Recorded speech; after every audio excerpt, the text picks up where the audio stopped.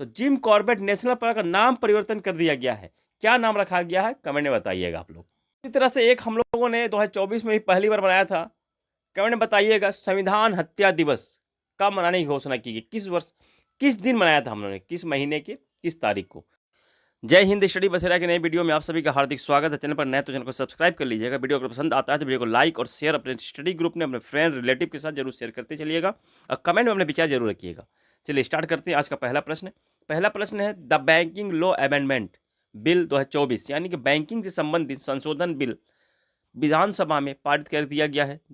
पेश किसने किया था? प्रश्न यहां से बन सकता है। तो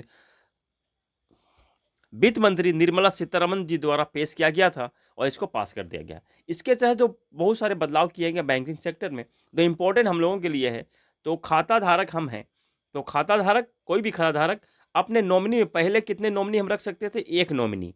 अब इस अमेंडमेंट के तहत संशोधन के बाद 4 नॉमिनी हम रख सकते हैं अपने खाता में, किसी भी चालू खाता में या फिर एफडी में 4 नॉमिनी को हम नॉमिनेट कर सकते हैं, नाम दे सकते हैं। इनके 4 नॉमिनी को हम जोड़ सकते हैं आराम से। चलिए नेक्स्ट है विश्व ध्यान दिवस कब मनाया जाता है? इसकी शुरुआत पहली बार की जा रही है, तो ध्यान रखिएगा पहली बार मनाया जाएगा 21 दिसंबर को। 21 दिसंबर को पहली बार मनाया जाएगा विश्व ध्यान दिवस यानी कि वर्ल्ड मेडिटेशन डे। ये भारत का सुझाया गया है, भारत द्वारा सुझाया गया था। यूएनजीए यानी कि यूनाइटेड नेशंस जनरल असेंबली को सुझाव दिया गया था और यूनाइटेड नेशन जनरल असेंबली ने इसकी घोषणा की है कि 21 दिसंबर को प्रत्येक वर्ष वर्ल्ड मेडिटेशन डे मनाया जाएगा। तो पहली बार 2024 में शुरुआत की जाएगी, 21 दिसंबर को मनाया जाएगा, पहली बार है। तो ध्यान रखिएगा 2025 में जो एग्जाम होंगे उसके लिए तो बहुत ही इंपॉर्टेंट है, पहली बार मनाया जा रहा है 2024 में। यूएनजी में कितने सदस्य हैं? यूएनजीए में कितने सदस्य हैं? 193 सदस्य देश हैं। और 79 जो सेशन हुआ था उसके अध्यक्ष कौन थे, किनको नियुक्त किया गया था? तो फिलेमन यांग जो कि कैमरून देश से संबंध है, इनका संबंध। हेडक्वार्टर कहाँ है यूएनजीए का? हेडक्वार्टर न्यूयॉर्क में है। इसी तरह से एक हम लोगों ने 2024 में ही पहली बार मनाया था।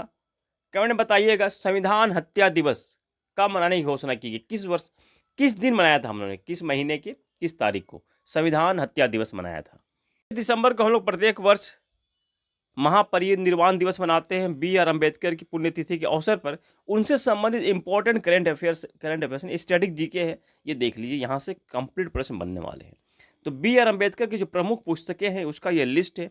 बुद्धा और Karl Marx, problem of rupees, the Buddha and his Dhamma, who were the Shudras, what Congress and Gandhi have done to the untouchables, waiting for visa.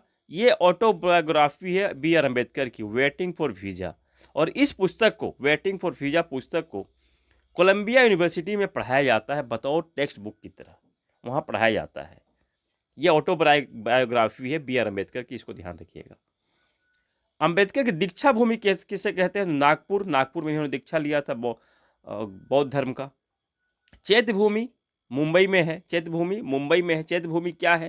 तो इनका समाधि स्थल है, मुंबई में स्थित है। प्रेरणा स्थल कहाँ है? बी.आर. अम्बेडकर से संबंधित है, नोएडा में है, उत्तर प्रदेश में। स्टैच्यू ऑफ नॉलेज ये कहाँ है? लातूर महाराष्ट्र में है। और स्टैच्यू ऑफ सोशल जस्टिस भी बी.आर. अम्बेडकर की मूर्ति है। स्टैच्यू ऑफ नॉलेज भी, ये जो स्टैच्यू ऑफ नॉलेज लातूर में स्थित है, ये भी बी.आर. अम्बेडकर की मूर्ति है, जो कि लातूर महाराष्ट्र में स्थित है। और स्टैच्यू ऑफ सोशल जस्टिस ये भी बी.आर. अम्बेडकर की मूर्ति है, जो कि विजयवाड़ा आंध्र प्रदेश में स्थित है।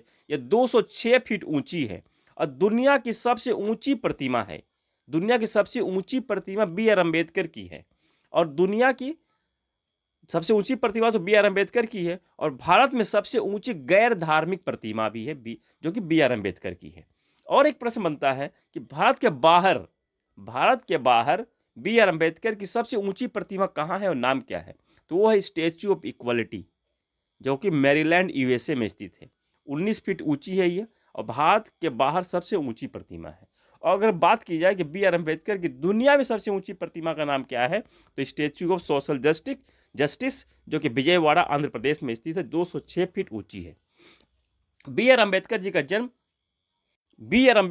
का जन्म 14 अप्रैल 1891 महू मध्य प्रदेश में हुआ था। इनका निधन 6 दिसंबर 1956 दिल्ली में हुआ था। 6 दिसंबर को हम लोग महापरिनिर्वाण दिवस मनाते हैं इनके पुण्यतिथि के अवसर पर। यह कंप्लीट स्टैटिक था बी आर अम्बेडकर जी के बारे में। अभी हम लोगों ने पढ़ा था कि हॉर्नबिल फेस्टिवल 1 दिसंबर से 10 दिसंबर तक नागालैंड में मनाया जा रहा है, तो इसका 25 वर्ष पूरा हो चुका है। इस पॉइंट को भी ध्यान रखिएगा, 25 वर्ष पूरा हो चुका है। तो दिसंबर महीने में अब तक हम लोगों ने कितने दिवस मनाए उसका भी एक बार रिवाइज कर लेते हैं, क्योंकि बहुत सारा दिवस है। 1 दिसंबर को विश्व एड्स दिवस, नागालैंड स्थापना दिवस और हॉर्नबिल फेस्टिवल की शुरुआत भी 1 दिसंबर को होती है। बीएस स्थापना दिवस 1 दिसंबर को। 2 दिसंबर राष्ट्रीय प्रदूषण नियंत्रण दिवस, अंतर्राष्ट्रीय कंप्यूटर साक्षरता दिवस, अंतर्राष्ट्रीय गुलामी उन्मूलन दिवस और असम स्थापना दिवस भी 2 दिसंबर को। 3 दिसंबर को डॉक्टर राजेंद्र प्रसाद जयंती, अंतर्राष्ट्रीय दिव्यांगजन दिवस। 4 दिसंबर को भारतीय नौसेना दिवस और अंतर्राष्ट्रीय चीता दिवस। विश्व वन्य जीव संरक्षण दिवस भी 4 दिसंबर को। 5 दिसंबर को विश्व मृदा दिवस। 6 दिसंबर को महापरिनिर्वाण दिवस, अंबेडकर जी की पुण्यतिथि है। 7 दिसंबर को सशस्त्र सेना झंडा दिवस भी मनाया गया है। चलिए नेक्स्ट पॉइंट है वर्ल्ड वेट लिफ्टिंग चैंपियनशिप 2024। इसका आयोजन कहाँ किया गया है? तो इसका आयोजन किया गया है बहरीन में, बहरीन के मनामा शहर में इसका आयोजन किया गया है। 6 दिसंबर से 15 दिसंबर 2024 तक इसका आयोजन किया गया है, world weight lifting championship 2024।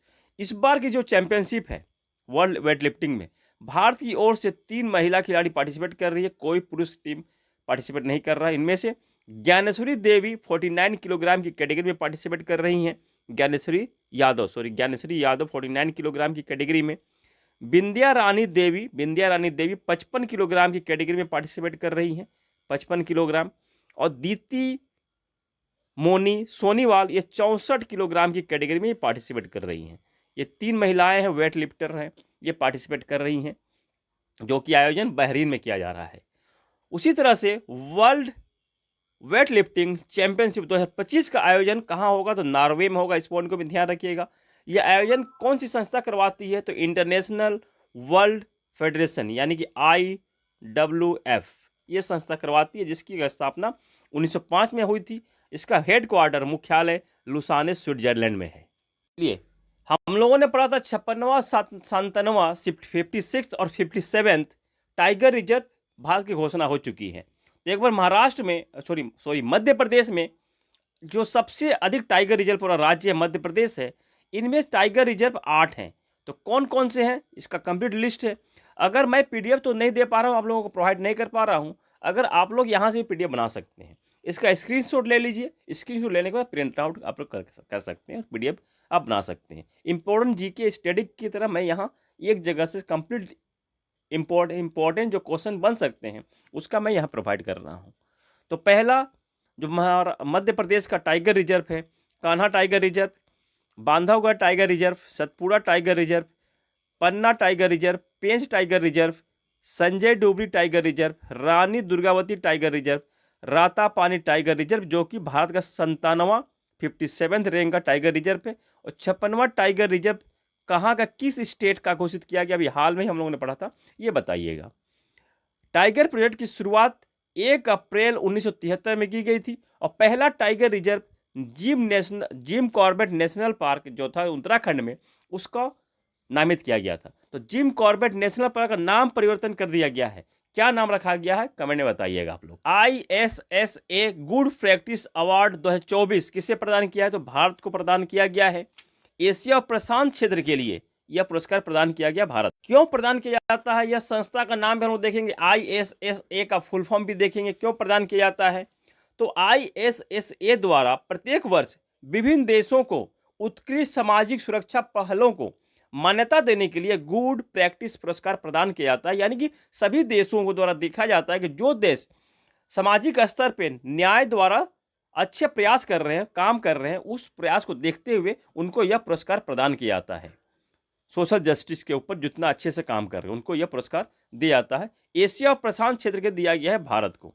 ISSA का फुल फॉर्म होता है इंटरनेशनल सोशल सिक्योरिटी एसोसिएशन, जिसका कि हेडक्वार्टर जेनेवा स्विट्जरलैंड में है और इसकी स्थापना 1927 में होती है। इसलिए इतना ही, मिलते हैं नए वीडियो में। आशा करता हूँ आप लोगों को सेशन पसंद आया होगा और आपके एग्जाम के पॉइंट ऑफ व्यू से इंपॉर्टेंट रहेगा, इसी आशा और उम्मीद के साथ और आप सभी सफलता की मंगल कामना के साथ मिलते हैं नए वीडियो में। तब तक के लिए जय हिंद, स्वस्थ रहें, मस्त रहें, धन्यवाद, जय हिंद।